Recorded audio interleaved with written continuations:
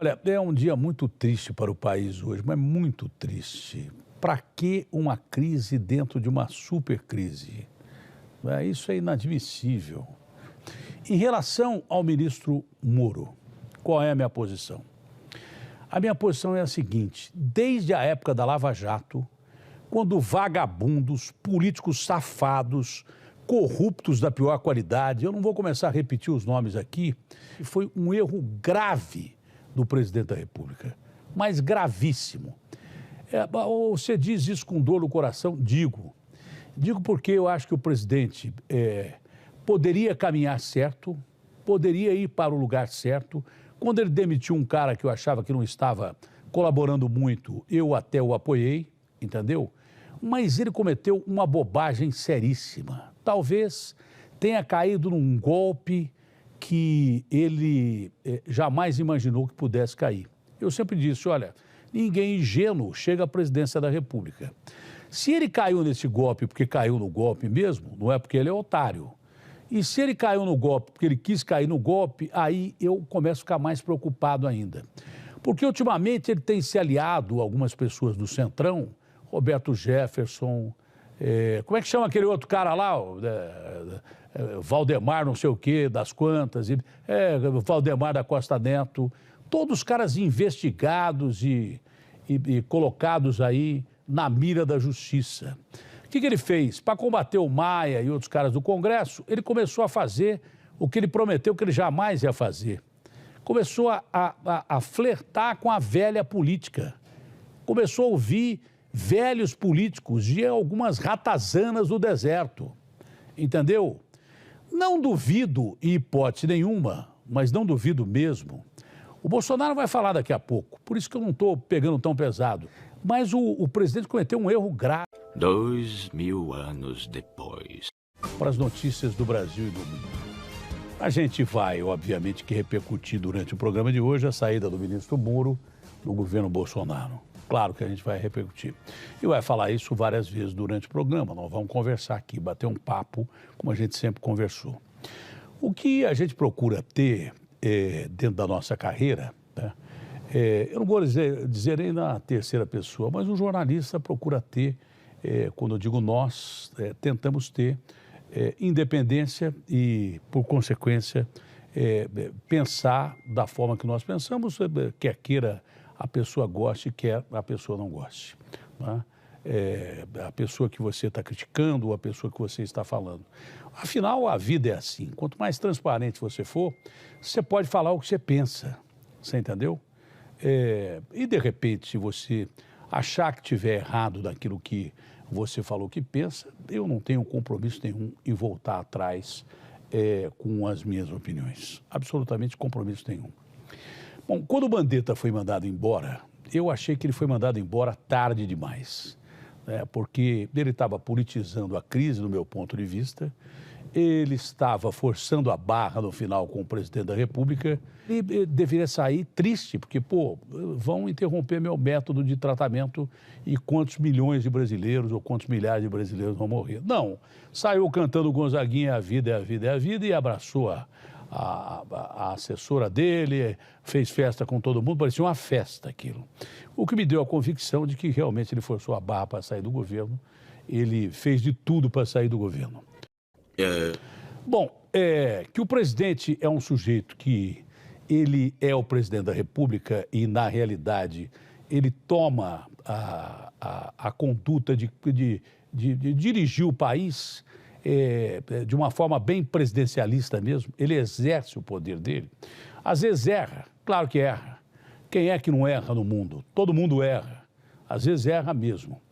Ontem eu, abrindo o programa aqui, eu fiz um comentário, né, de que o Mandetta realmente tinha sido praticamente dispensado do governo Bolsonaro porque ele merecia ser dispensado naquela época, né?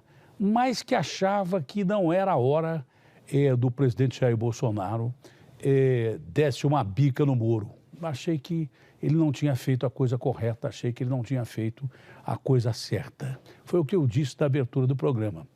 Mas também deixei uma frase, porque eu sou um jornalista experiente, eu tenho quase 50 anos de profissão. Falei, vamos esperar o que o Bolsonaro vai falar. Depois o presidente da República veio e falou das 5 até, sei lá, 5 e quanto, falou uma série de coisas com as quais eu concordei, outras nem tanto, que não precisava ter falado, mas nos pontos principais eu comecei a desconfiar que ele podia ter razão. Comecei a achar que ele estava certo. E hoje eu tenho quase que a convicção de que o Moro estava armando tudo para sair do governo do Bolsonaro. Que o Moro estava preparando tudo para sair do governo do Bolsonaro. Sem ir muito longe, não é? Se aconteceu o que aconteceu, o presidente disse que aconteceu, não é? Que o Moro lá atrás barganhou o cargo do Valeixo, que queria sair já, todo mundo sabia. Isso um dia antes do Bolsonaro falar, do Moro falar, o Valteno, que é o excelente repórter de Brasília, falou assim, ó, o Valeixo já falou para todo mundo que não quer ficar. Se o Moro barganhou o cargo para ser ministro do Supremo, e muita gente dentro do Supremo que hoje está dizendo, olha, o Moro não devia ter saído, muita gente já havia afirmado, o ministro Marco Aurélio, por exemplo, já havia afirmado que não queria ver o Moro da cadeira dele quando ele se aposentasse. O Gilmar, então, nem se fala. E daí... Mas, pensando bem, a forma de agir do Moro, né, saindo atirando no presidente da República, e ele não é de bobo, ele não tem nem o jeito de andar, nem cara e nem o jeito de andar. Quando ele começou a falar, o que ele começou a falar na despedida dele, e se esperava que ele fizesse como Mandetta. Olha, estou saindo desse cargo, estou abandonando o cargo porque... realmente não dá mais, o presidente trocou o sujeito que eu queria lá e parasse nisso e de repente saísse, pronto, acabou. Saiu o Moro, entra outra pessoa, eu iria continuar com a convicção que a gente tinha perdido um quadro que seria fantástico e que seria até candidato a presidente da República. Mas eu comecei a analisar depois a fala do Bolsonaro, comecei a pensar depois sobre a fala do presidente da República e a gente começa a perceber que parece mesmo que o Moro estava armando tudo e inclusive não sei se, né, produzindo provas para que incriminasse o presidente da República. Porque quando ele fala que o presidente queria que um cara ficasse no lugar do Valeixo para que ele, presidente, conduzisse os destinos das investigações, isso é um crime gravíssimo que dá abertura para impeachment. Mas o Moro, quando falou, ele levantou a bola porque ele sabia que ali poder-se-ia abrir um processo de impeachment contra o presidente da República naquela época. Se eu tinha alguma dúvida, essa dúvida ficou meio que dirimida quando eu não vi o Jornal Nacional ontem, mas me disseram que o Moro apresentou um print da deputada Carla. E nesse print, ele colocava lá no final do print que não estava à venda. Entendeu? Ora bolas, eu comecei a perceber aqui, cá com os meus botões, o juiz Moro, enquanto juiz Moro, era acusado pela esquerda de produzir prova contra a Dilma, não só produzir provas, mas trocar conversas com quem não devia, não é?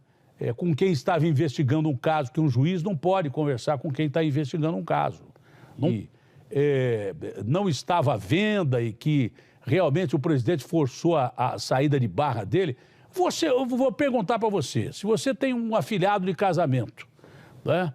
Uma afilhada de casamento, e o cara te passa lá confidencialmente, e eu vou falar com a deputada Carla, Carla Zambelli, daqui a pouco vou tentar falar com ela, essa é a deputada que falou comigo ontem, ela nem sabia que ia sair aquele print no Jornal Nacional, não é? Se você pega um print da sua própria afilhada para argumentar a sua saída, isso é, no mínimo, uma questão que beira a covardia e que não respeita uma pessoa que te convidou para ser padrinho de casamento. Se ele fez isso, pode ter feito outras coisas também. Se ele criticou várias vezes que foi hackeado durante a Vaza Jato, né? Ah, porque me hackearam e essas conversas são conversa fiada, isso não vale para coisa nenhuma. E dá a entender que tem alguma prova contra o Bolsonaro que possa ter sido gravada. Que diferença teria, então, ele e os caras que o hackearam e chegaram aí para a cadeia? Aquele pessoal de Ribeirão, de São José do Rio Preto. Que diferença teria? Há muito tempo, quem colocou o Valeixo lá foi ele. Foi ele quem colocou o Valeixo lá. Não é? E sei lá se os dois combinaram de, não aguento mais ficar aqui, eu também não aguento e vamos sair e tal. Mas apresentar um print da própria afilhada para justificar que...